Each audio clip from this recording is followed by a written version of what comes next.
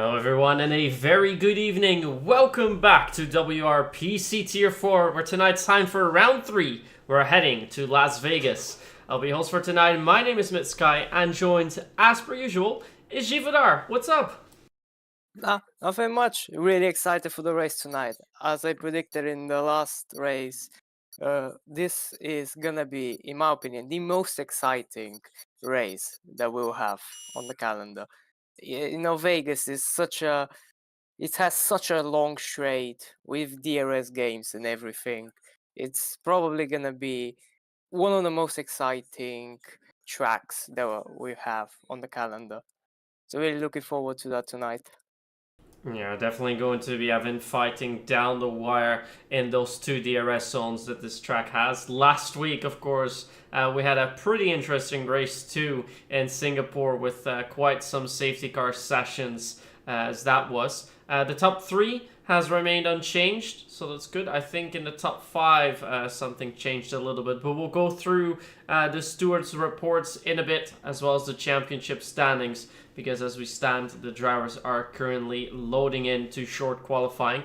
For tonight, we'll first have short qualifying, then we have a quick break, and which we prepare the lobby once more, and then we'll have the race covering 25 laps around the Las Vegas Strip circuit. So should be a good one tonight.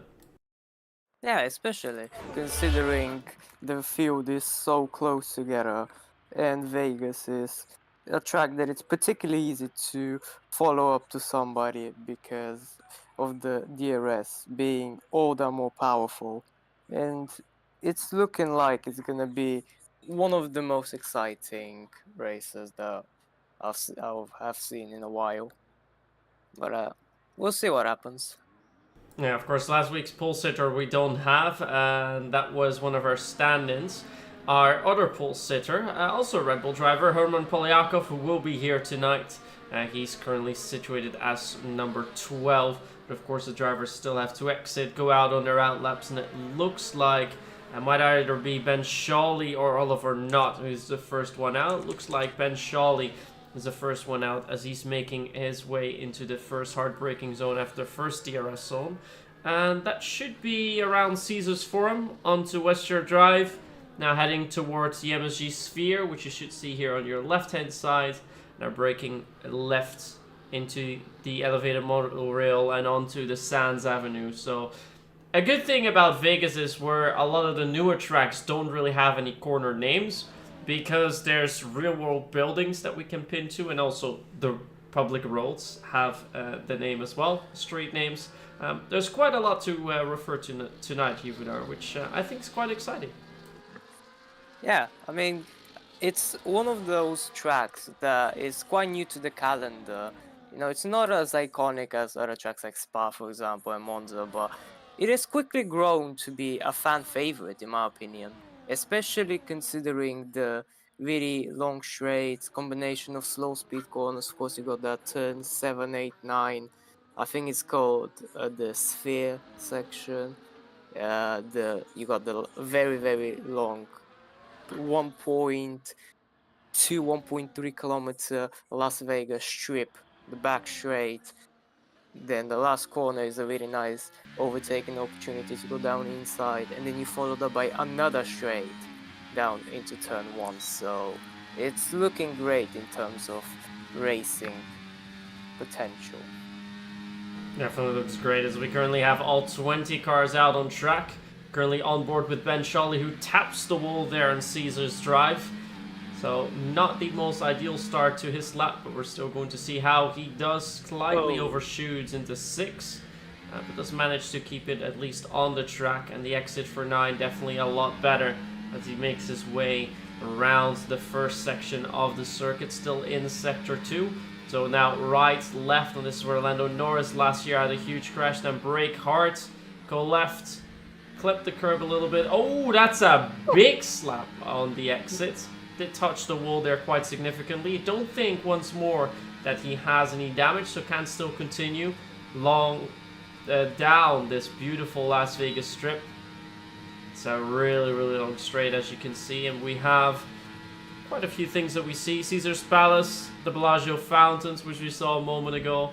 Now, a lot of curb there, breaking into 14, making his way now down the Harman Avenue. Then we have our final corner, which would have been Top Golf, but Ben Scholdy decides to abort, and there's no first fly for him. Oliver Nutt, on the other hand, is the first one to set lap time at 1:29.9.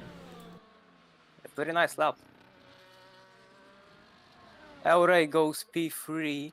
Brendan with a fast lap, 1:29.845. It's a really nice banker. We see some pretty good times. We got Scenario 7 in P3. Obviously, hasn't had the greatest of performances so far, so it's looking great. Dennis Langrock in P4, make that P5 as Pikachu goes into P3 with a 30.0. Elray in P8 now. Hazif goes P3. Both Aston Martins are looking great so far. Herman Polyakov P7. Meow dislodges him in P6. We still got more people finishing laps. We got both virtual drivers still yet to finish their laps. They started a little bit later. We got Mr. Pike as well on a flyer, so we'll see what happens there. Because we know Mr. Pike, obviously 2 for 2 in terms of pole positions around in WOR Tier 4. And it's looking great in terms of his qualifying pace.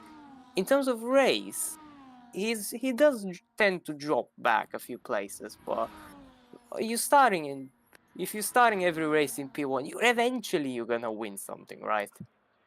Stephen Vassell across the line, P7 with a 1:30.121. His teammate Nicolino goes P15 with a 31.0. So definitely not a good lap time there, as I think he jumped over the curb in sector 2, which wasn't too great. But we got Mr. Pike and Sarpili now. Sarpili is ahead on track through the final corner. Out he goes, and he's gonna pull into the pits. Let's see what Mr. Pike can do. Into the last corner, braking just before the 100 meters. Clips the curve. Well, not really clips, he just goes over it. Right height does allow that. Using a little bit of overtake, whatever's left of the deployment allows for this lap. Across the line he goes, and it's a 30.192. Slots him comfortably in P10. And that is everyone already done with their first runs. Yeah, so pretty much everyone put a lap time on the board. The only two that didn't were Sarpili and Ben Scholdy. Ben Scholdy, who are now on board with, who is the first to start his second run. The first one that he had to abort because he felt like he wasn't doing that great after all. So let's see if this second run is going to be an improvement on everything that we've seen so far. Now to tell you a bit more about this circuit we're driving today. 6.2 kilometers, 3.8 miles, 17 corners that we have in total. This band has a little bit of a moment in turn 5. 2 DRS zones, we just had the first one, and now the long Las Vegas strip. This band's starting to slide a little bit into 7 and out of 8 as well. That's a very aggressive drive. Still manages to keep it on track, and it's definitely making sure that we as spectators have a really good run of that lap, but does need to make sure that he doesn't slide here too much, because that would cost him dearly. But looks like he's keeping it together nicely. It's a little moment on the curbs, but nothing in the wall for him, as he's now making his way down towards the Mirage, Caesar's Palace, down to Las Vegas Boulevard, past the Bellagio Fountains in a moment. So a lot of lovely places that we will see. Something else I want to mention, since we're talking about the Caesars Palace. There was a race here before in Vegas, 1981, 1982. That was on the parking lot of the Caesars Palace at the time. And now, some 40-odd years later, we are back with a race around the streets of Vegas. No. And Charlie invalidates the final corner. Yeah, I mean, you had one job. It's a flat-out section. It's so unlucky. Like, he just cut slightly too much on the white line. And that's his lap time gone. But apart from that, it was a 30.8. So it would have put him about P15. So not too great still in terms of his qualifying pace. But we'll see if he can bring that on. Obviously, his setup doesn't look too great, so he can change it. There's no park farmer in this, I believe, so you can just change a few things with the setup and see if that works out in his favor. Yeah, definitely does need to make a couple of changes. In the meantime, we are watching Oliver Nutt, who was 35,000s up in the first sector, but through 7, 8, and 9, he's been looking quite clean, and he could be on for a run that is enough to beat Brandon Clark's lap time. The guys were already mentioning, like, oh, damn, 0.8, fair, that's a good banker. Meow mentioning that is his personal best. As for Brandon Clark as well, who set the lap time even. So those are going to be some interesting things to keep in mind as we see Oliver Knott make his way down the Las Vegas Strip. Gregory Russell's retired from the session. That seems to be an incident heading out of turn 4 onto Koval Lane. No, it was out of the pits. Oh, never mind. Yeah, it was out of turn 4 indeed. I don't know what happened there. Did it just lose the car on the traction? I think so. I think so. I don't think he has retired, but nonetheless, here comes Oliver Knott. Is it enough for a provisional pole lap time? It is. It's a 29.0700. So it's a tenth and a half quicker than Brandon Clark was able to do. A really good run from him. Hazit seems to have invalidated. Brandon Clark is about to start his. Gregory Russell's also left the session. Scenario 7 is down. Meow is currently up by 0.08 of a second in the first one, but I want to see what Herman is doing. Herman's actually down half a tenth as well. El Rey is invalidated. Elku's gone into the pits. Takubi is actually a tenth quicker in the first sector, so let's see if he can improve.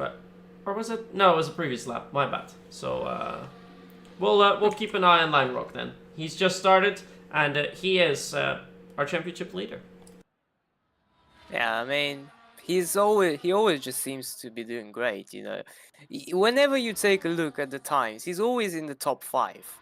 I don't know, he's got that German sort of consistency in him.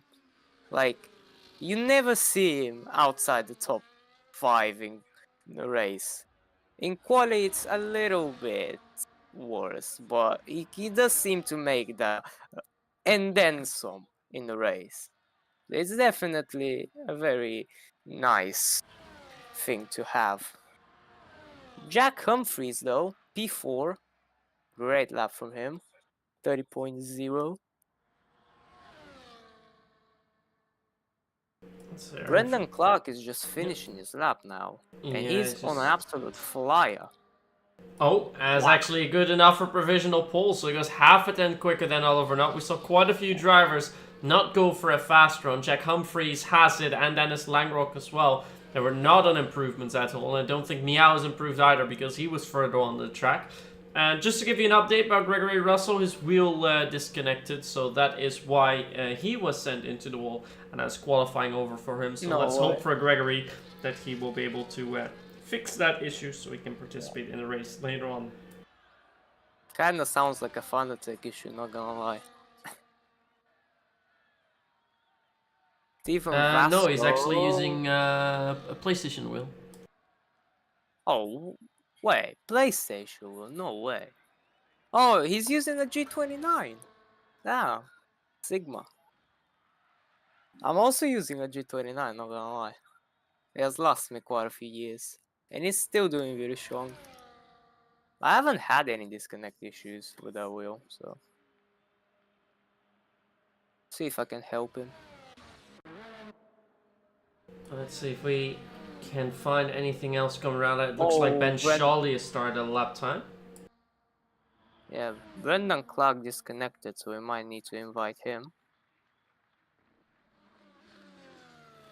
There's currently about 5 minutes and 20 seconds left on the clock, so let's hope for Brandon he can join back in time so he can still go for a third and final run. For Ben, well, there should still be enough time. Well, actually, no. If he invalidates here, then of course he can dive it into the pit and then start for a new one. If he continues and finishes this run, there will not be enough time to go for a, well, what would be for him a fourth run. So he needs to pin out whether this lap is good enough, and if he feels like this lap is not going to be able to cut it, he should dive it right into the pits, put another set of wheels on, and then go for his final run later on, because with 4:40 on the clock, You can go around a little bit more, but I don't think he will have enough time to go for another one. Yeah, around he's gonna be around P11 as it looks from the time It's sheet. invalidation. Okay, yeah. I mean, just full send it.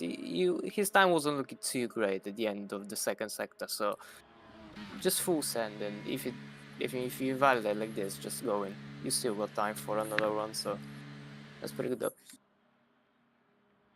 One very very big surprise in my opinion, though, Herman Polyakov, he has invalidated all his runs and is so far looking to start down in 19th place.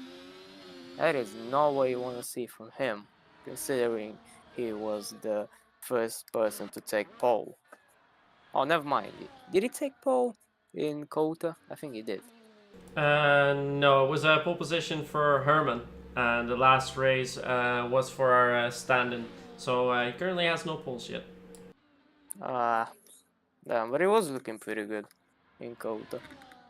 We'll see if he can pull that off in the last run. Oliver Knott has messed up his lap and he's gonna go into the box. Eureguri into the pits. So is the fake. But the fake actually did a lap. Yeah. Yeah, he did do a lap. He managed to improve a little bit, lost about 10th in the final sector, so there's definitely more in the bank for him. Meow's currently our first one on an out lap, and that is followed by Scenario 7. I'm not entirely sure what our Ferrari driver, the fake's going to do, because if he dives it into the pit lane, he won't have enough time to go for another lap. But we don't know if he has enough fuel left to go for another run. But I think Scenario 7's had a little bit of a moment, and he has indeed. Oh, yeah. Pretty bizarre. It just locked up and went straight on in turn 6? Never mind, turn 5. Caesar's Forum, I think it's called. Something like that. Well, at least he hasn't done that on his flying lap. Sure, he made the tires a little bit colder, but it's okay. You know, you're not really focused that much on driving fast. Whilst you're on an out lap, I guess. I don't know how he locked up, but it's okay. We all make those mistakes. Brandon has not connected, so he's not gonna have a third final run, I think. Well, yeah. No, he hasn't. No, he hasn't. He's not in the lobby. Well, I won't have time to go for one indeed. We have yellow in Sector 1, that's for the fake, but that is because he has retired from the session in the pit lane, did not have time to go for a lap. So we currently still have 17 drivers up for contention. Meow's going to be the first one to set one, and he was up by half a tenth in the first sector. It's looking pretty good so far, but looks like he lost a tenth and a half in that second sector. He's now down by about a tenth on his own fastest lap time. But we know that his personal best is a 29.8 as he just goes through the Alpine. So he can go a little bit quicker, but he only has a few more corners left to do, so we're on board with him. Needs to nail it here, but that seemed pretty smooth as he makes his way around 15 and 16. Now then, the final corner coming up ahead. Turn 17, Top Golf. Take a close line. Try not to get track limits. He doesn't, and it is an improvement for Meow. But that time he lost in that middle sector, that does cost him a few places. But P4 for now. Yeah, but obviously everyone else is on a lap. Currently watching Hasif through the end of the first sector. Through turn 5, cuts that curb pretty nicely. And through the first sector, he's up half a tenth on his personal best. Through turn 6, cut all of these curves. Keep a tight line as he chooses not to go over that curve. So that's a very interesting line.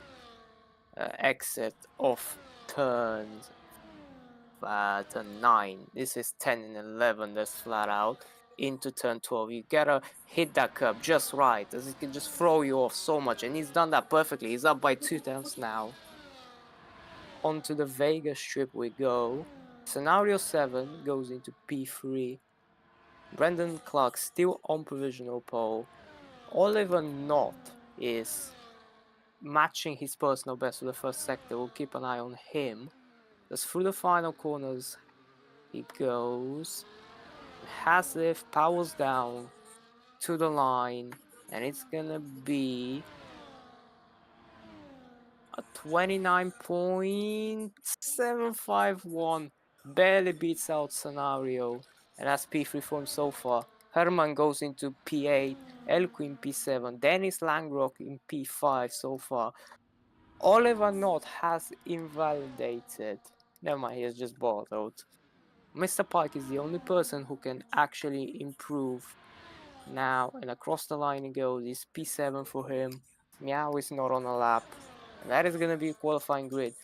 Even though he disconnected 5 minutes till the end, Brendan Clark still takes provisional pole. Wonderful stuff from him. That was a really good run from his end, about 2/10 quicker than his own personal best, so it shows how much pace he had in his qualifying session as we were just watching Kevin West complete his run. Sadly, only good enough for P18 on the grid. So we've had some interesting moments happening in qualifying session, but for Brandon Clark, 2 runs is all it takes to be on that top step. A 129.657 is your pole for tonight here in T4. Then, following on the grid, will be Oliver Knott, Has It, Scenario 7 in 4th, your championship leader in 5th, that's Dennis Langrock. Then we find Pikarczyks, Mr. Pike, Meow, second in the standings in 8th. Then it's Elku and Herman Poliakov rounding off your top 10. Then followed by Jack Humphries, Stephen Vasso, Nick Galino, Elray Greery, Ben Shawley, Fake TB, Tikubi, Kevin West, Sarpili, and Gregory Russell with 31.7. Not really able to set a proper lap time there. Quite a good start to the session so far.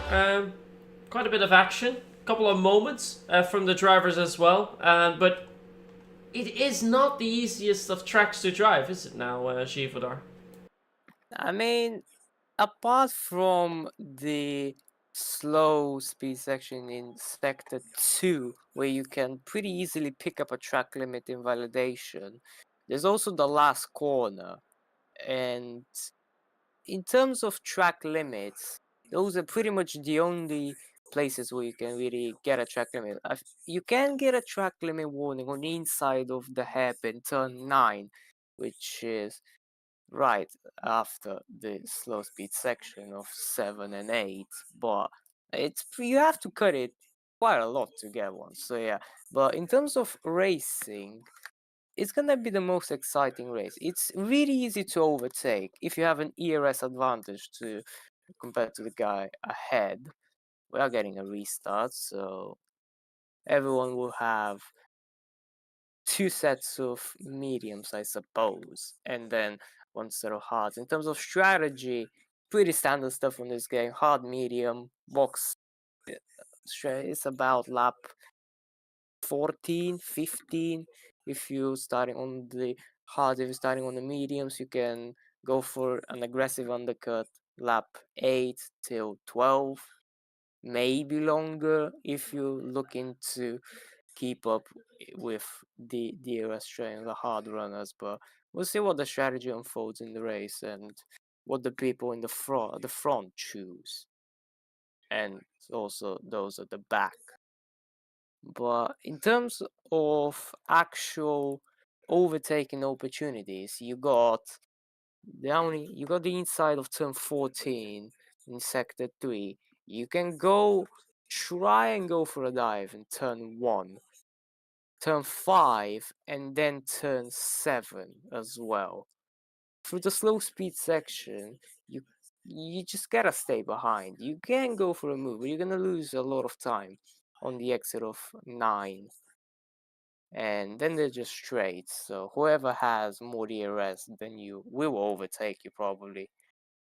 But so far it looks great. We'll see what the pace is like for the guys at the back. There's definitely indeed only a few opportunities that we have, and two of those, of course, created by the two DRS zones that this track has. But before we're going to talk more about the race that we have tonight, let's take a quick look back on our race last week when we went to Singapore, where we had some safety cars, some virtual safety cars, and some crazy things happening. But it was one man that stood out head and shoulders, and that was Ennie. He's our stand-in driver. He's only raced a race in Singapore, yet he's third in the standings because of that race win. Got pole position, a race win with about 8 or 9 seconds to spare. Was really, really dominant all the way through. So a big shout out to him. Sadly, he's not here tonight racing in Vegas. That was a second place for Takui. That moves him up, shared fourth in the standings with Theo Lindstrom. And third place went to your championship leader, that's Dennis Langrock, and that puts him on 40 places after he won the opening race in Kota. And with Meow, who was fourth this time, a third and a fourth place for him, quite consistent also. 27 points for him, but already a 13 point, well, only a 13 point gap to Dennis Langrock in first. Both of the Williams drivers, their teammates as well, are here tonight in Vegas too, so we will see what they have in store for us. And as for you guys, we will take also a quick look at the calendar that we have this season, so you know what there is still to come before we're going to talk a bit more about Vegas. So here on the screen you can see the calendar, and we've had Kota and Singapore already. Today is Vegas. Then next week we head over to Silverstone. That is going to be a classic before we follow by with the races in the Netherlands and Hungary. Then in January, the final 4 races, which will be China, Canada, Austria, and then your final race at Interlagos, round 10, where hopefully we can crown a champion, if not before. But it looks like Dennis Langrock will be one of the drivers to beat with the consistency that he's put up so far. And I think what I've seen so far, Shivudar, he is the main man to beat. He's really consistent. He can put the car, as you also mentioned, top 5 in qualifying and also in the races. He's been able to do the same. Yeah, even if the spotlight isn't really on him, even if you don't see what he's doing in the races, you just steadily see him climbing up position after position, and he still somehow ends up on the podium. He can start in 15th and he'll be back on the podium.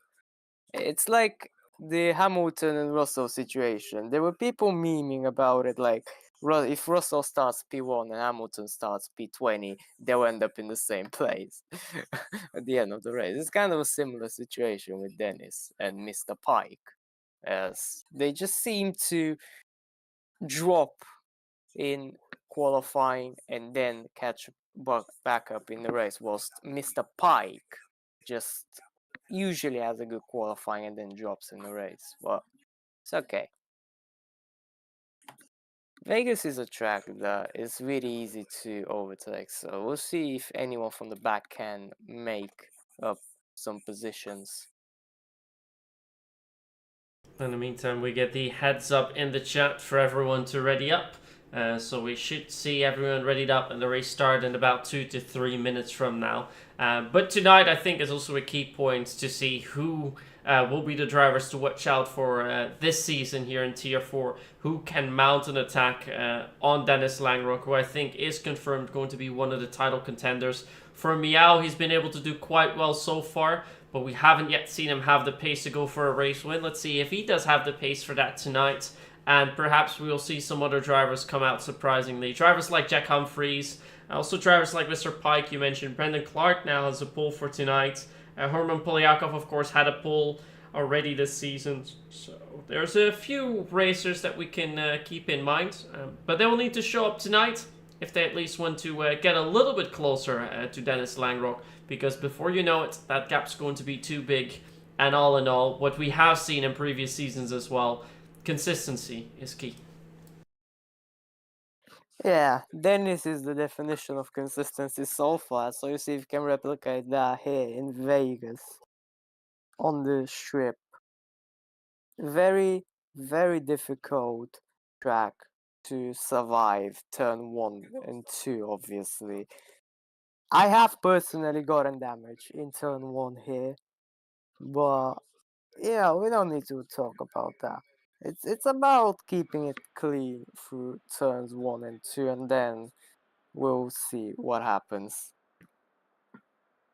In the You, meantime, you, we are going to switch over to our in-game view so we can see what's happening. It looks like the skies are at least bright, even though it's dark, so no rain that we have to worry about. 25 laps that we're going to see in total. You already talked us through the strategy a little bit. You expect the first drivers to come in around lap 14 if they're starting on the hards. Do you think some drivers will try an offset strategy, hoping for an early safety car? Yeah, certainly. I mean, Vegas is a track where it was surprisingly close to the track. You wouldn't really expect it. And safety car is just so easy to come out on track like this, where one mistake from a driver can put someone else or themselves in a wall and bring out the safety car. So if anyone potentially starts on the mediums and then moves over to the hards when there's another safety car and goes to the end, it can make for a great comeback drive, obviously. But we'll see what happens with the tire choices and if there will be a safety car, when will it be, potentially. Well, I think if we're going to see some safety cars, it's very likely that we're going to see it early on. We might see some chaos already in the first couple of corners, maybe even before turn 5 happens, we will have a safety car. We saw last week the safety car happens just after turn 4. That was on another street circuit. That was on Singapore. And usually with the temperatures being a little bit colder here, I'm not sure how that translates to the game, but could also have some effect on the grip levels that we will have here tonight on this night race. So let's see what we are going to witness in the first lap and also the first couple of corners. Still waiting for the players to ready up and choose their strategy. And in a moment we'll be moved over to the grid and we'll see the 5 red lights come on. Yeah. One funny thing about Vegas, you know this turn 12, the turn right before... Oh, never mind, starting. Oh. There we go then. We have our 5 red lights on. And we're off. Away we go. Riguiri has gone a jump start. There's already chaos before we'd even started. DRS has been enabled though. 2 drivers have gone a jump start. We've got a few drivers ghosted out. But looks like... Wait, Picard is ahead? I don't think that is particularly correct. He's a little bit further down the line. We have a fight between Oliver Knott and Brandon Clark. And it looks like Oliver Knott is the first one to get by. Although for some reason, Prikarchich is still being shown in lead. So look, we're in lap 2. We were in lap 1, now we're in lap... What? We were in lap 2 and we go back to lap 1. Okay, interesting. There seems to be a bit of desync. There seems to be quite a bit of desync indeed, but regardless of anything, let's actually look at the position changes we've had so far. It's 5 obviously gained for El Riguiri, but he has had jump start. Takubi's had a monster of a start, 5 positions gained for him. As for Kevin West, he's also gotten 4, as we have almost a moment for Oliver Knott, but he seems to be pushing quite hard. He wants to get out of the DRS window of Brandon Clark, and if he can get just a 10th more, he will succeed in that. Yeah. Very unfortunate stuff for El Rey though. Picked up a drive to penalty. Steven Vassell behind him on the grid followed him with that, and it's not looking great for both of them, as they have to come in and serve that, and if there isn't a safety car, the race is basically over right then and there. But in terms of strategy, as I predicted, half the grid is on hards, but the other half is on mediums. Everyone from the leaders, top 4 is on mediums. Then it's Dennis Langrock and Mr. Pike leading the hard train that goes down to Dennis's teammate, Meow in P10. Then there's Tehubi on the mediums, Kevin West, Ben Shorley, Sapley and El Rey on the mediums as well. Everyone else on the hards. So we'll see how the strategy unfolds, as Oliver Knott has already managed to break the DRS gap, and I'm not sure if Brendan Clark has damage, because pace doesn't really look great at this point. He's already lost 2 seconds. He doesn't seem to have any front wing damage, so I don't know what's happening there, but yeah. Hopefully they... Oh my. Goes a little bit too wide for the... But yeah, it's gonna get overtaken. Look at the gap that Oliver Knott has gone. Meanwhile, Hassett is now making his way round Brandon Clark. The gap to the leader, already 1.6 seconds, and there's more drivers because down the inside comes Scenario 2. He's going to get both of the Haas drivers, and he flies past as another move is trying to be made for Brandon Clark. He tries to move back into the inside. He gets pushed a little bit wide, and that allows Dennis Lagrock to get both of the drivers. The Astons fighting tooth and nail, but that's going to cost him a few positions. Already cost him 2, and here comes Mr. Pike. He's awfully close to them. He's going to go down the inside. He's going to grab one of them, a little tap onto the other Aston. But Mr. Pike now up in P5, and he's going to chase down Hassett on Koval Lane to try and take him before Caesars for him. But he might be a little bit too far away. I don't think he's going to go for a sand, although we see the batteries going to hold off for now. And with all the chaos that has ensued, Oliver Knott's actually lost his gap to Scenario 7. And Dennis Lagrock, he's now out of DRS. I mean, with all the fighting between the Astons, Dennis just managed to make an absolute insane double overtake. And as I said, the race merchant is back, you know, P3 once again, and we're only on lap 2. Like, mediums are still quicker, so we'll see if we can fend off Hassett. But yeah, they have to work together a little bit to catch back up to the top 2. But anyone else behind them is still in this DRS train that goes down all the way to P15 with Nicolino. And yeah, we see him swapping places for P3, but the gap's already 1.9 seconds. It will be really tough to catch that, especially if the front two just work together to manage that gap instead of fighting. In the meantime, we have a big fight going on for P11. Takubi, Meow, and the Fig being also close. Look at that, almost 3 wide into Top Golf. It looks like Takubi's going to have the slide edge as Ben Shawley gets a 10-second time penalty for speeding in the pit lane. He is retired now from the session. Kevin West actually making his way through the inside of turn 3.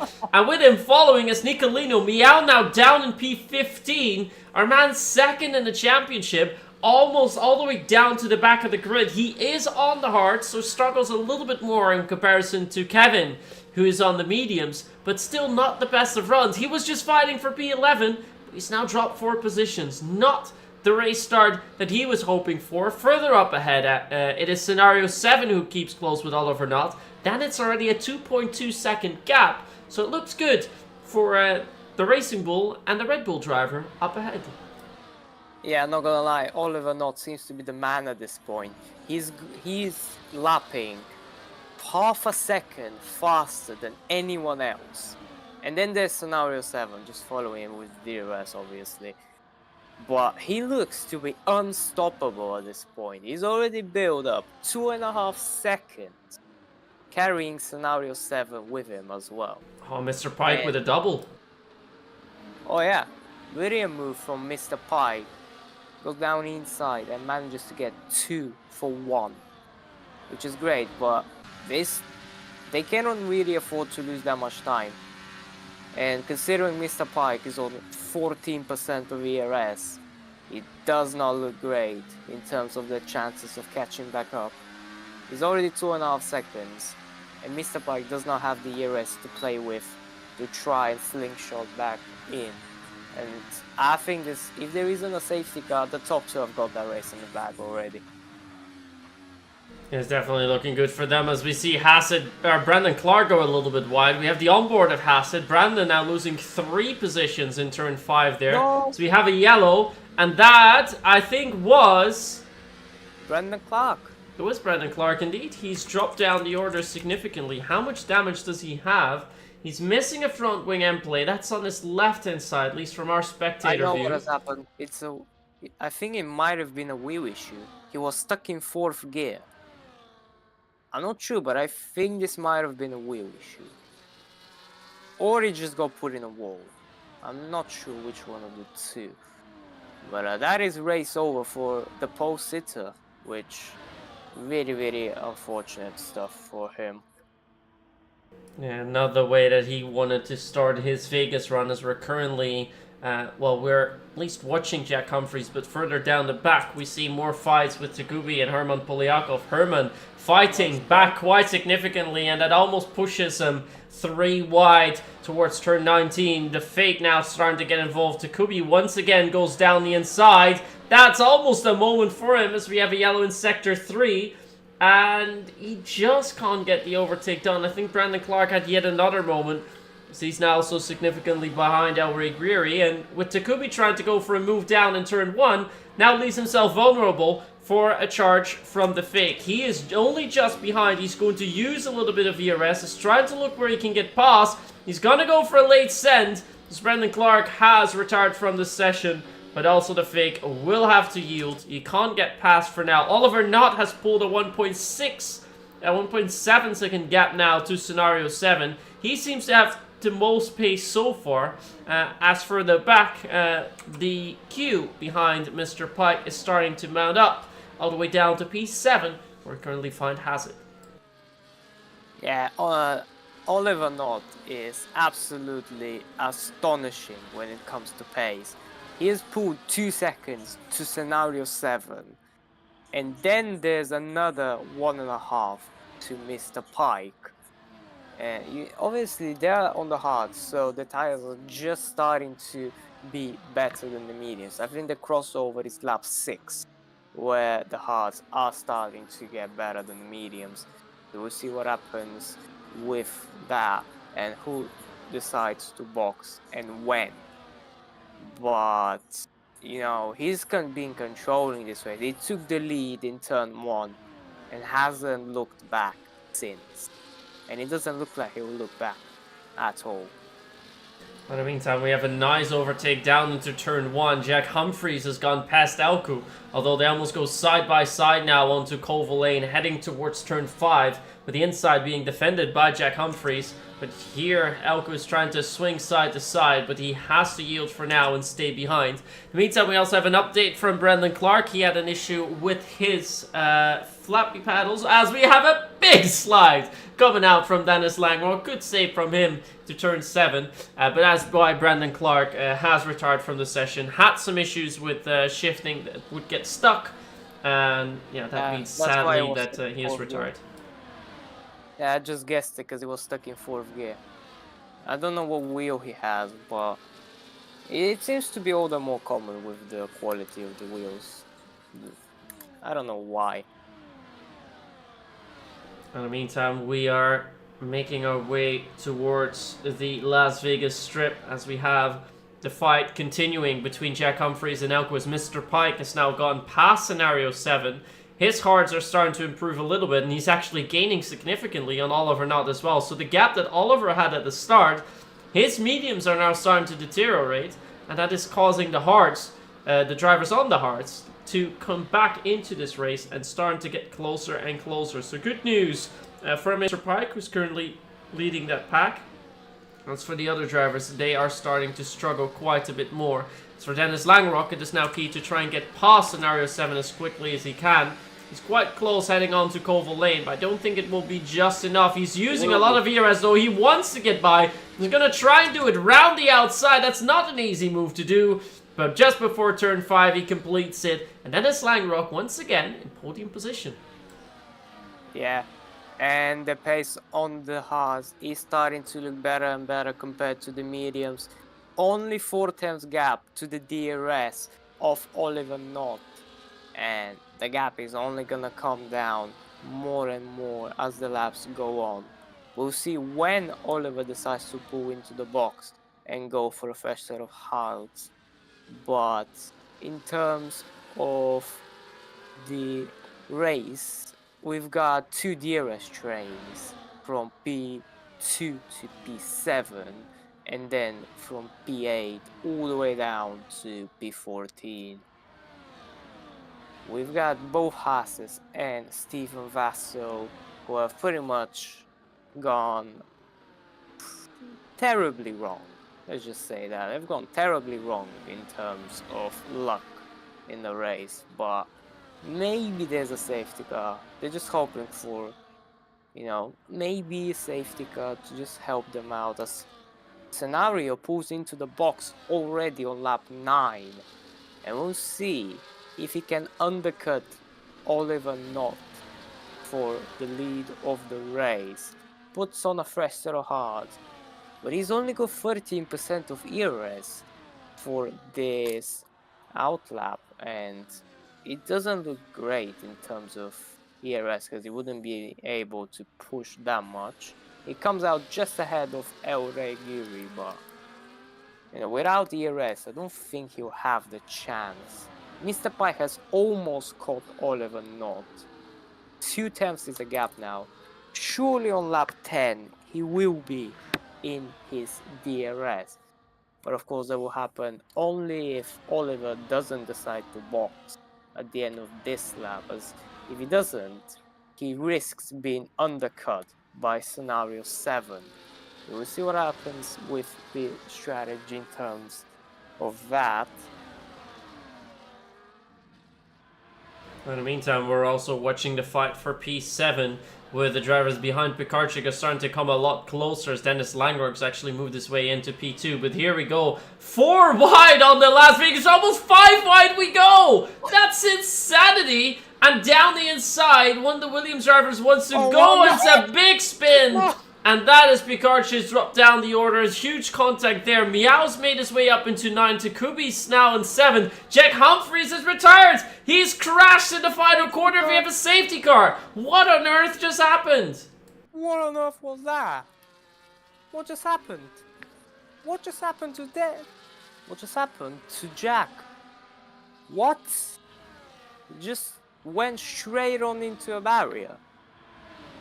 There must have been contact with one of the drivers. That's likely one of the Kick Salvers or maybe Hassett, who's also, well, we can't really judge by the paces anymore.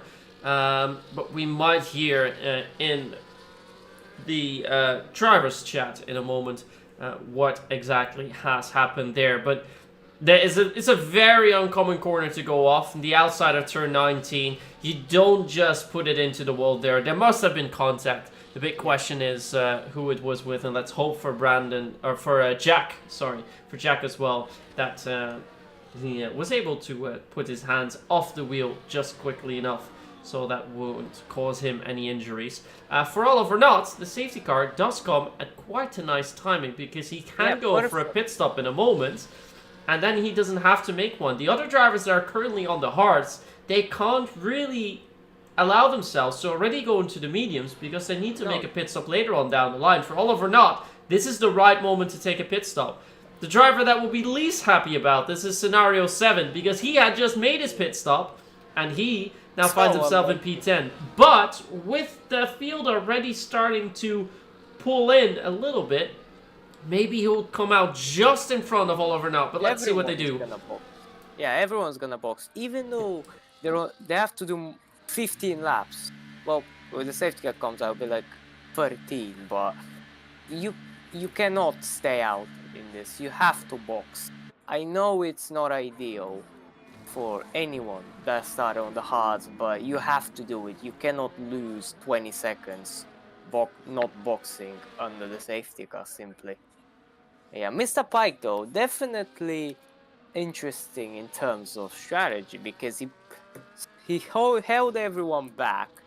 It's like he dropped 7 seconds to Elku so he wouldn't get held up in the pits. We'll see if he gets reported for that, because that is a dirty tactic that some people use to not lose too much track position. But yeah, scenario 7 got absolutely screwed over with that. He's got a lap over the tires and he dropped 1 position. Considering half the grid at this point is on the mediums, they're gonna have to do roughly 14 laps on a set of mediums, which, don't get me wrong, it's possible, but in the last 5 laps, the tires are gonna be absolutely fried. And anyone who's on the hards, I expect to gain an awful lot of positions in the end, because the tire wear difference is gonna be insane. Perfect timing for anyone at the back, including Pikachu, who just spun. And, well, he got hit. He didn't spin on himself. But yeah, great safety car in terms of that, because it basically salvaged the race for El Rey and Stephen Vasso. Anyone who retired in the pits is probably wishing, oh damn, maybe I should have waited. That was a very early call to resume the race. But yeah, the moment you mentioned Mr. Pike holding up the pack there a little bit, he of course lost a few places there in the pit lane, but I'm pretty sure if he hadn't done it for scenario 7, he would have lost more positions than he has now. Yeah. So he's in P4 now. It is looking good for him. He is on the hards, he's on the preferred tire, but he will need to look behind to see what Hassett, Takubi, and Sarpoli are going to do. But we're going to resume with Oliver Knott in the lead, but he will immediately come under intense pressure from Dennis Langrock and Elku, who are on the mediums, the quicker tires as we know. And I think it won't take all that much time for them to get past. We have some overtakes further down the line. The fake El Rey has gone past. Pikarczyk has actually just gone past both, as they're now fighting for P13. Steven Vasso, El Rey. El Rey will try to go down the inside of that. Let's see if we can find it.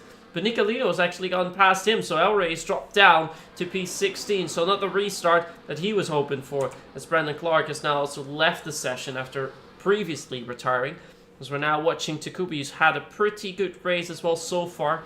Pit stop working out well for him. One that Haas is having a little bit of a moment. That was Sarpoli.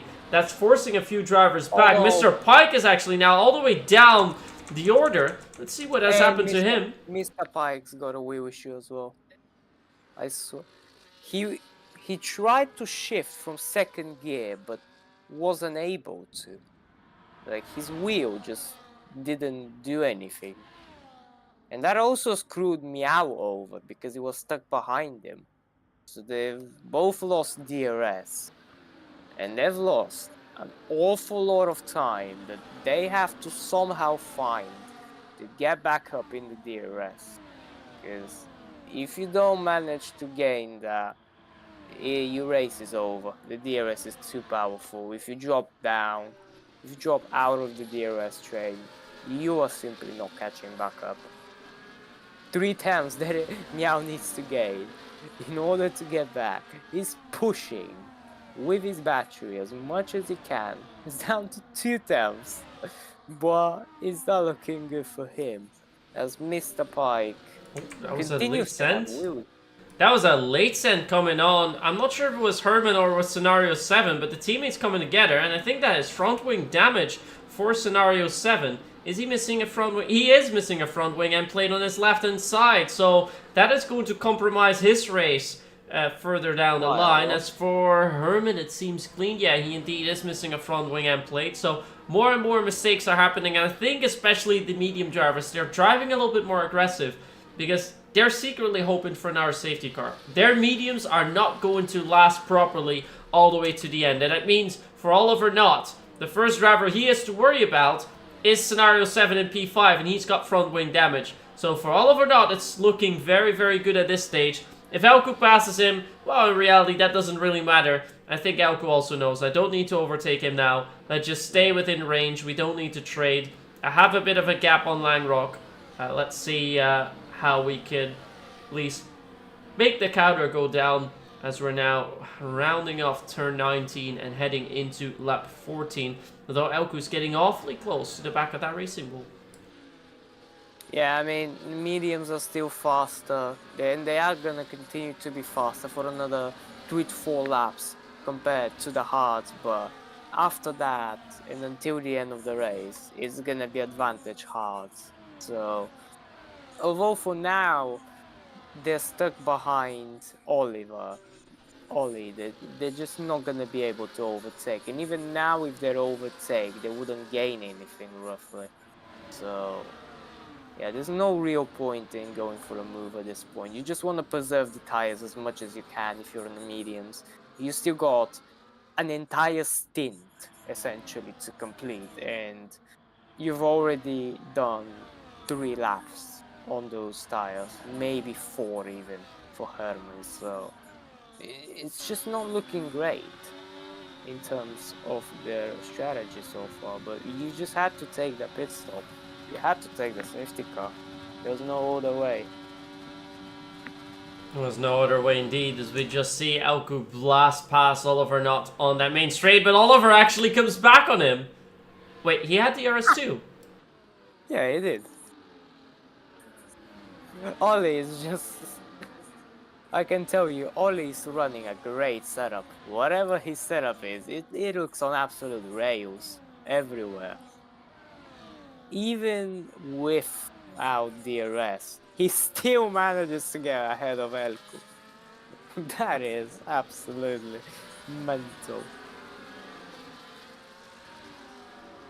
I'm actually not entirely sure how that worked with DRS for him, but I guess Elku passed him before the DRS detection point even came into play. And that allowed Oliver to just get back on him. But of course for Elku that doesn't matter all too much. They do need to try and trade a little bit if they want to keep a bit of a gap, because currently top 4 is in a DRS window of their own. And then it's from 5th, so that is the fake, all the way down to P14, who's in the 2nd DRS train. And now those drivers, it's key for Hassip to get up the order as quickly as he can, because he might be contesting some drivers later on down the line for a potential podium position. So a driver that we need to keep an eye on later. This time Elku was a little bit further back. He will still get past once more, but will he this time get the DRS, or has he given it over to Oliver Knott once more? This time he doesn't, so he will likely stay ahead. Oliver just dives in nicely behind him. And it looks like, indeed, as you mentioned, he's got some great straight line speed. His setup seems to be primed. All he needs to do is keep that car out of the wall. Just keep it close and simple.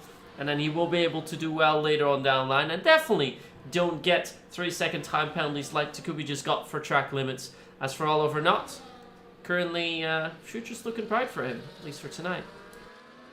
Yeah, I mean, it looked great in terms of pace. He's keeping up with the mediums, even though they are the faster compound at this point. And yeah, he's got that race in the bag, it seems.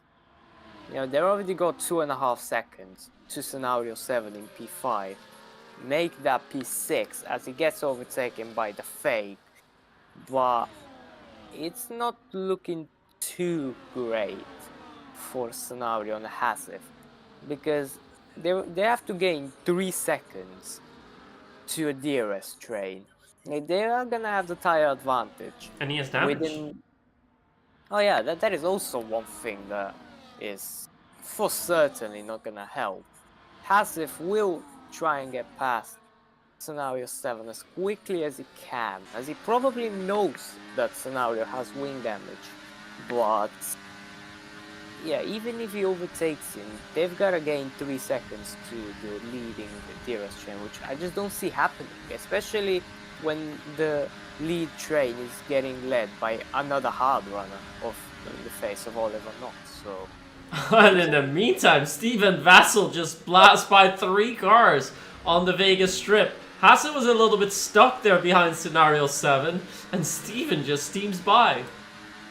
Yeah, I mean, this is what I mean by why Vegas is one of my favorite circuits. Like, you can be in P7 starting the last lap and still win the race. That is so... Oh, Takubi's out. That's another safety car. He's crashed entering pit lane.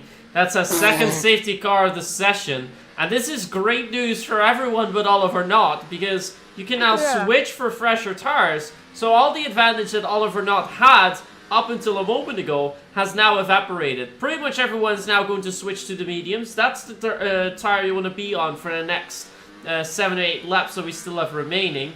But yeah, this safety car really is going to change up everything, and especially the drivers with track limit penalties. So the Fake and Sarpoli, they won't be too pleased about it. For all the other drivers, they still have a chance to come back at this. Yeah, I mean, it's not looking too great. I don't know if there are any drivers that have actually went for this, but you can have the opportunity to go for 2 sets of hards and 1 set of mediums.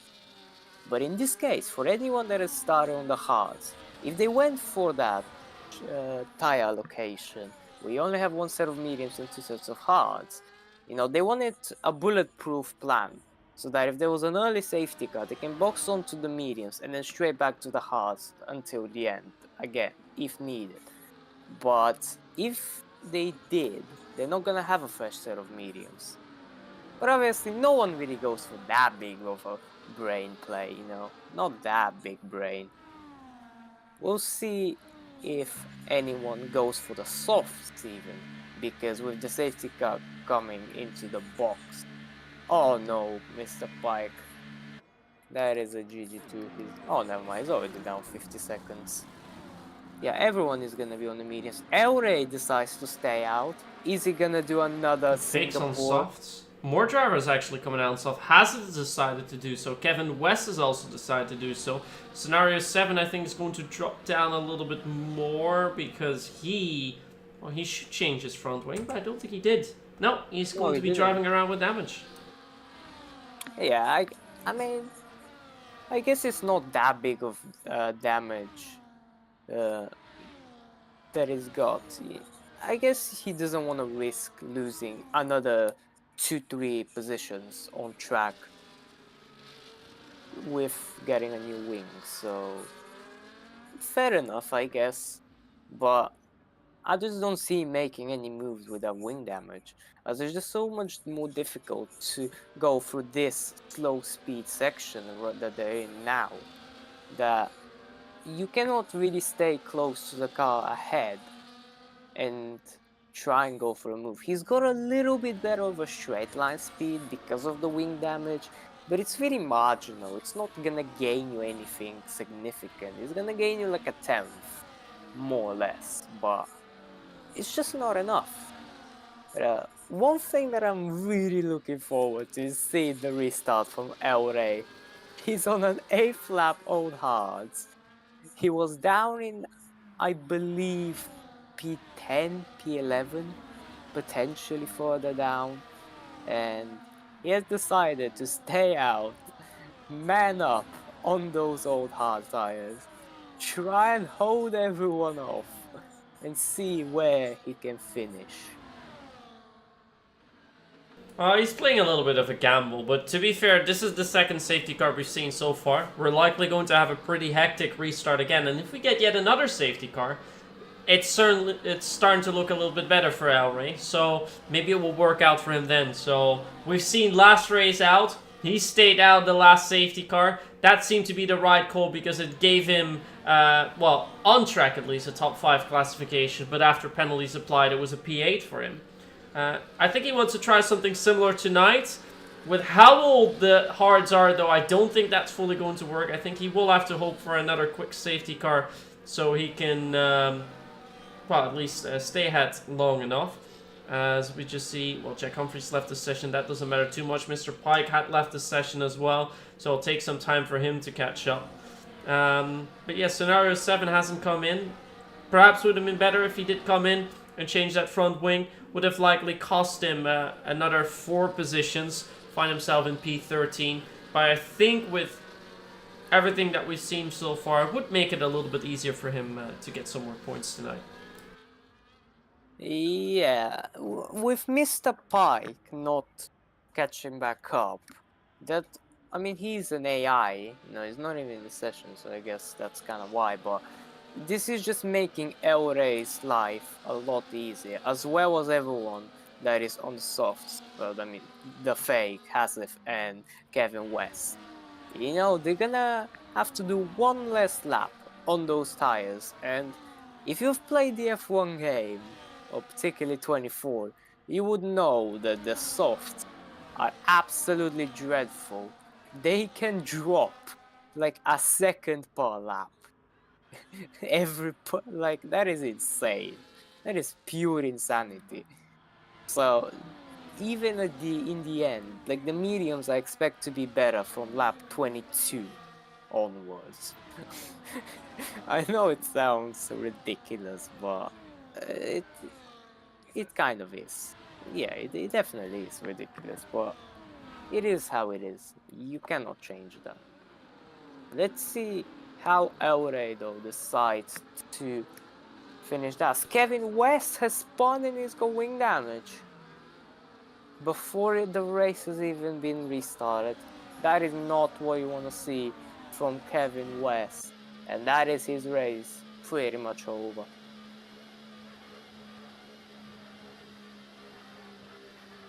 Mr. Pike has just started F124 by the way, so he will be back in the session pretty soon as Aure decides to go, and he has caught Ollie just slightly off, but Ollie is far too close and he's already trying to go for a move. Around the outside he goes off turn 3 and he will get past him. That is an absolutely great move from Ollie. Elku, the next guy to get past El Rey, as Hasif goes down inside of the fake through in towards turn 6. Down inside goes Stephen Vasso on the inside of Hasif, goes side by side. Nicolino picks up a 3-second time penalty. The fake maintains P6. Hasif manages to fend off Vassar for now and keeps that P7. El Rey has dropped 7 temps to Ollie, and if he keeps that up, he will give Ollie a free win when he gets out of that 1 second DRS window. Elku gets past El Rey as well. Next up, Dennis, who is flying. And that is El Rey, already down to P4. Make that P5. Oh, that is not what you want to see. You just go a little bit too tight and some contact has been made. And that sees the fake goes through on El Rey. DRS now enabled. Passive down inside of El Rey as well. Next up, Stephen Vassar already lining up a move for the switchback. Is he going to use up all the battery that he's got to try and defend from Stephen? But it's not gonna be. It was squeezing a little bit to the wall, and that forces Stephen to go defensive and not really go for the move. But yeah, we'll see what happens in terms of the softs, as they will be dropping significantly at this point. El Rey is dropping back like a stone. He's just a moving chicane at this point for everyone. And that strategy call that he made is really not paying him any favors at this point, as the fake goes a little bit deep in turns 11, or sorry, that's turn 12 actually. And he's lost the place to Hasif, but he will gain that back with the DRS, as Stephen Vassal goes ahead of Hasif as well. So does El Rey. Down inside it goes. That is a beautiful move from El Rey, honestly. Beautiful dive, especially considering he's on such an old hard set. It looks great. As Hasif goes around the outside of both of them, and that is damage for Stephen Vassal, I believe. Yeah, he's missing he's missing an F plate on the right hand side, and that is really unfortunate for Stephen Vassal. He just got caught up in the three-way fight down the main straight. Looking back at the leaders though, we've got Oliver Knott, Elku, Denis Langrock and Herman Polyakov all on this medium compound of tires with 3 laps remaining. Who can get this race win? It is gonna be a last lap showdown for every single one of them, as the DRS is just so powerful in this track, as El Rey picks up a 3-second time penalty, and that will put him down outside the points, which is absolutely horrendous for him. But yeah, I guess it does seem to happen quite unlucky, but you know, it happens. nothing you can do about it. Oh, that was some big contact, and that is Hassett in the wall. He does at least make sure that he keeps running, but it looks like but one of he's the gonna drivers lose. up ahead tapped the wall there a little bit as it got too tight. Picarchis has gotten a lot of overtakes done on the back straight, and once again Hassett, who was looking quite well there, heading onto the straight. At some point you get stuck, and you just see all the other drivers slide past you, so it's one of the things you need to make sure don't get stuck anywhere. But for Hassett, this looks like it's pretty much race over. He's missing quite a bit of that front wing. As further up ahead, Elku's actually gone past Oliver Knott, so Oliver now really has to fight. And he's got to fight with 3 drivers, including your championship leader, who's currently in P3. But I think for Oliver, he really wants to get this race win tonight, and I think we can say for sure if it wasn't for that last safety car, he would have had it in the bag. Now, the final 3 laps, he's got to fight for it. Yeah, everyone's just looking to save ERS for that last lap showdown, as the DRS is way too powerful. You can go all the way. Herman Polyakov can also win the race. Like, it's insane. We'll see who can save as much battery as possible. Oh, that's lag rock in the wall! That's a big crash after contact with Herman Polyakov. We saw it happen just in the back of the camera, and that is your championship leader out of the race, and I don't think that's due to any fault of his own. No, Herman Polyakov has just taken him out. That is absolute heartbreak for your championship leader. It also opens up a door of opportunities for Meow. He's still in P9, but there's three drivers ahead of him with penalties. He's going to pick up some more points. If he can overtake a few more on track, he might be able to get even closer to Dennis in the standings.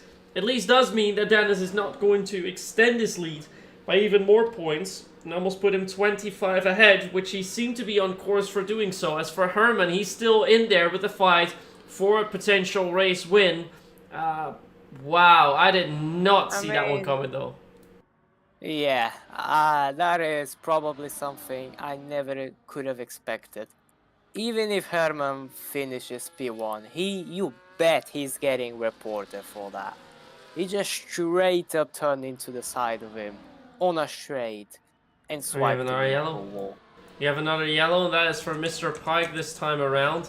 Looks like he has spun. He is missing a front wing end plate as well, so he's made contact with the wall. So what has been already a disastrous race for him is not going to get much better. Currently out of the points as well. As quite a few drivers currently on penalties. 6 drivers that have a penalty so far. As we're about to get ready for our final lap round, this Las Vegas Strip Circuit's currently in the lead for Elku. Oliver Knott following him close by, but there's also Herman Polyakov wants to get a piece of that, and they will be fighting for the top step of the podium. Yeah, in terms of ERS, Oli has got about a 40% advantage compared to Elku, so he's definitely looking great. As Herman goes down inside of Oli, gets a little bit of a look with his sights against it, as they both have a full battery to work with. Elku is gonna recharge back to 100% at the end of this sector as well.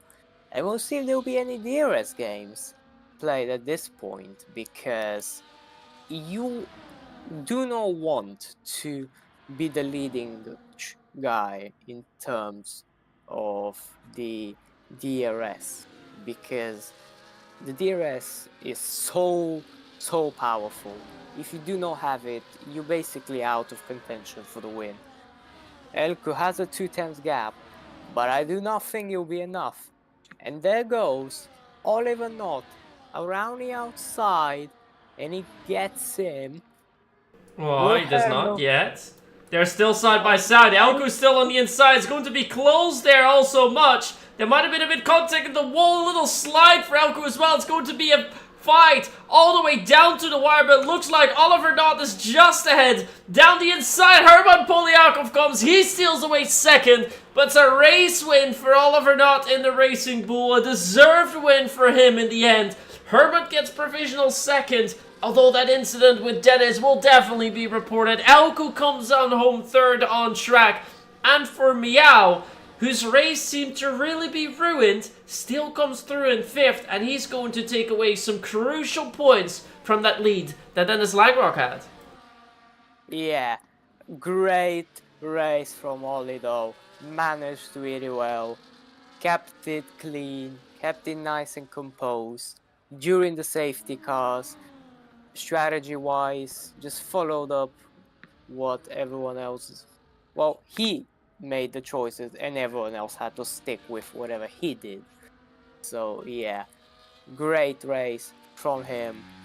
Herman Poliakov finishes on track in P2, but I do not think he's ever getting P2 with that incident with Dennis Langro.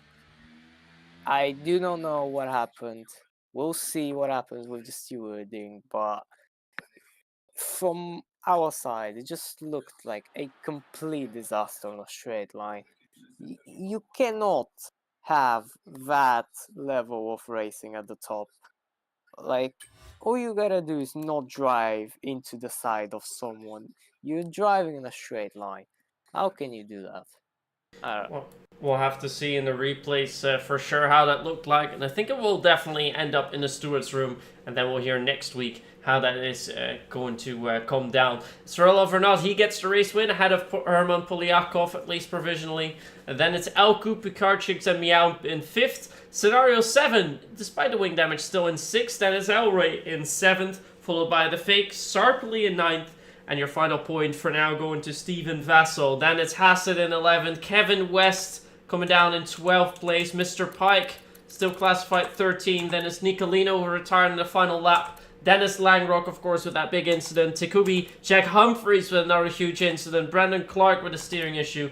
And Ben Shawley, who was our first retiree of the night. So 6 drivers in the end that have retired. We've seen a lot of action around the back straight, but perfectly managed by Oliver Knott, who had the most DRS, who played that game well, and despite having a little bit of a sloppy exit coming out of turn 16, had enough DRS to beam it down to the line and win by 0.2 of a second.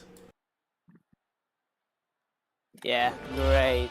I predicted this will be the most entertaining race, and I think it definitely proved it. You know, I'm not sure if it was more entertaining than Singapore, but in terms of actual racing and drama, this definitely beats it by a mile.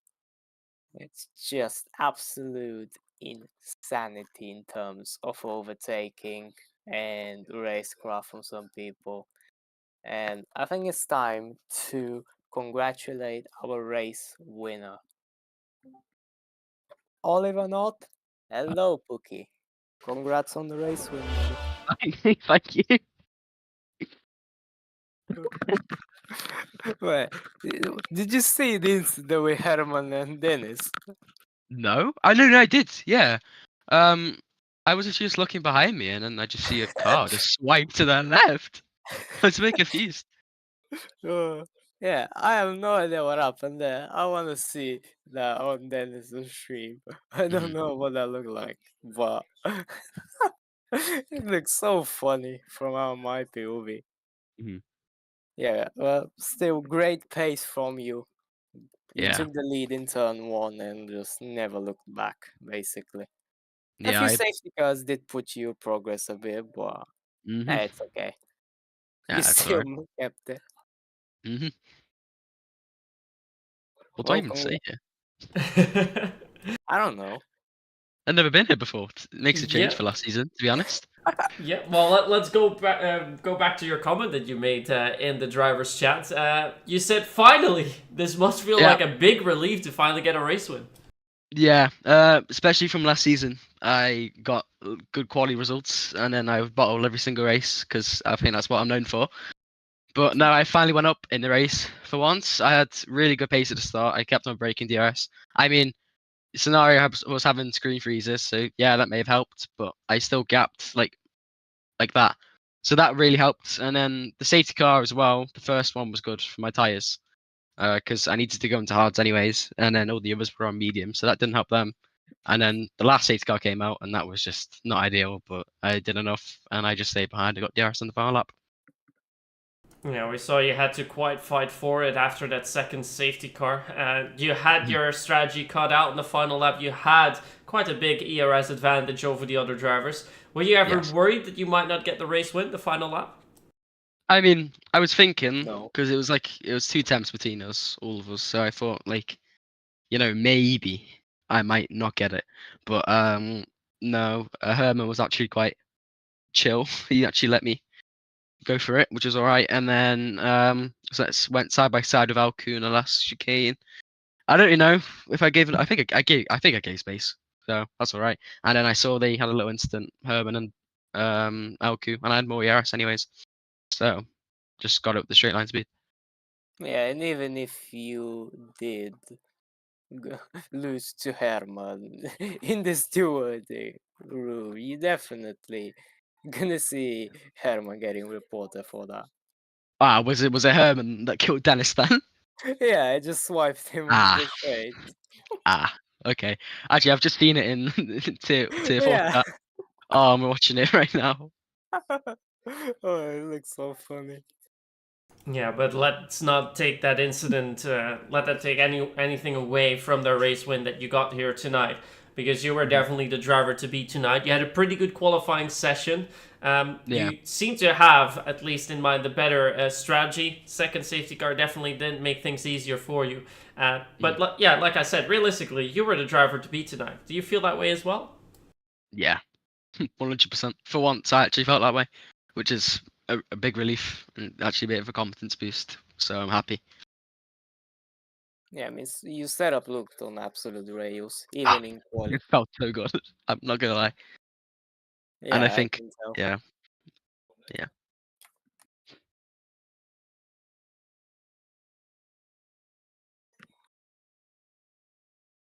Mhm.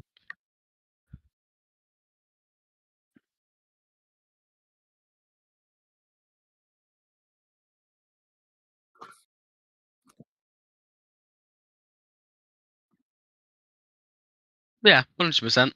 It's a nice way to start off the season as well. So I won't complain.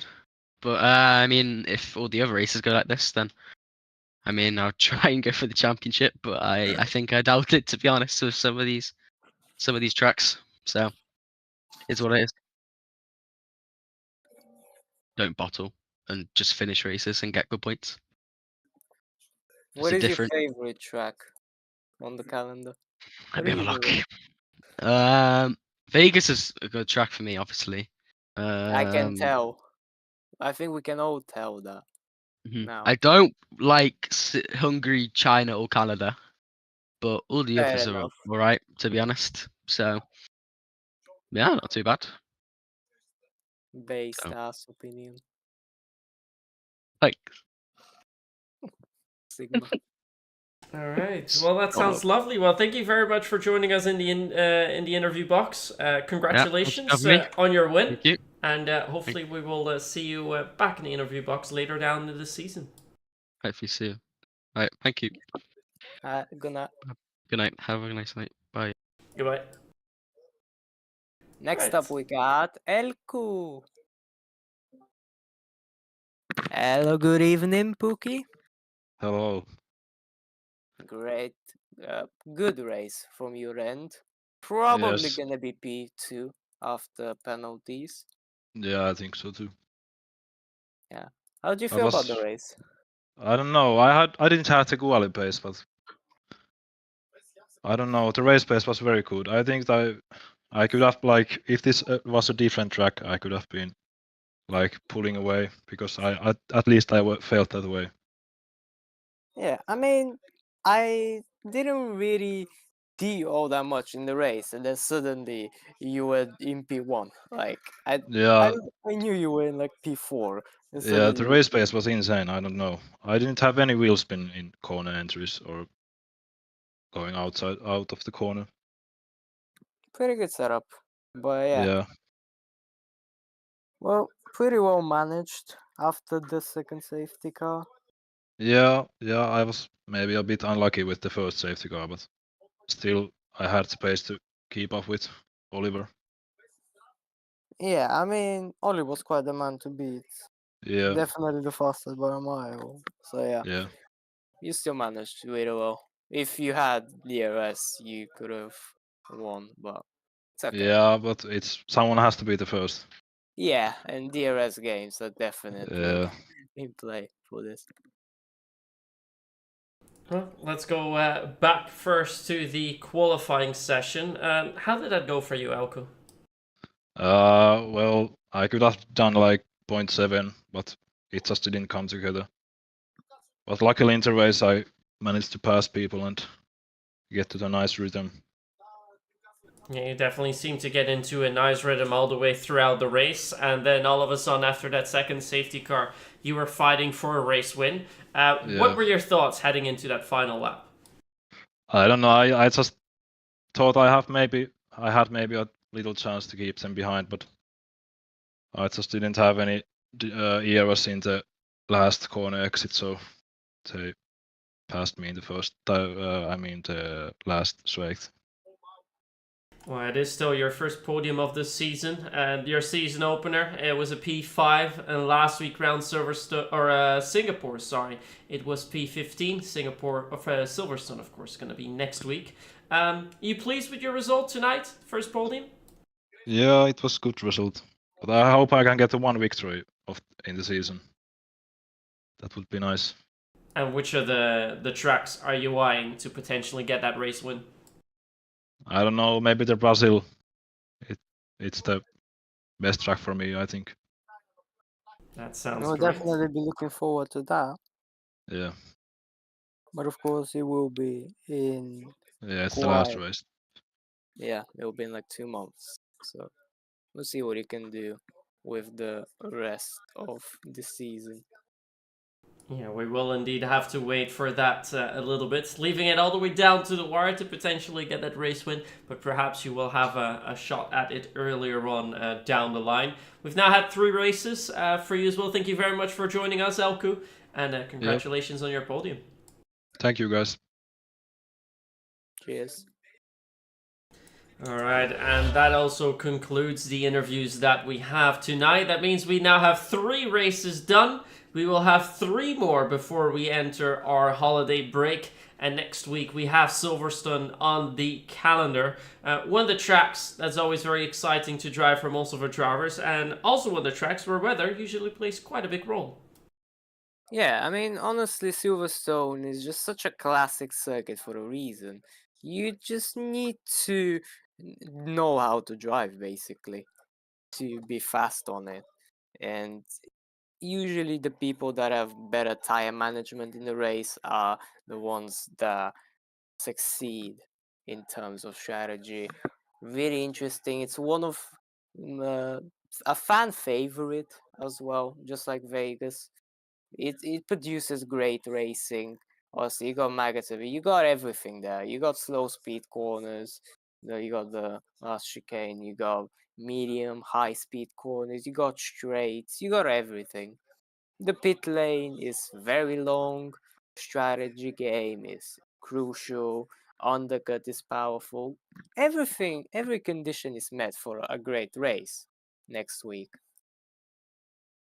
It definitely is, and we're going to find out all about that in about a week's time. Then we'll also be able to share with you the stewards report of the race here tonight, because there definitely are a few things that the stewards will need to talk about behind closed doors.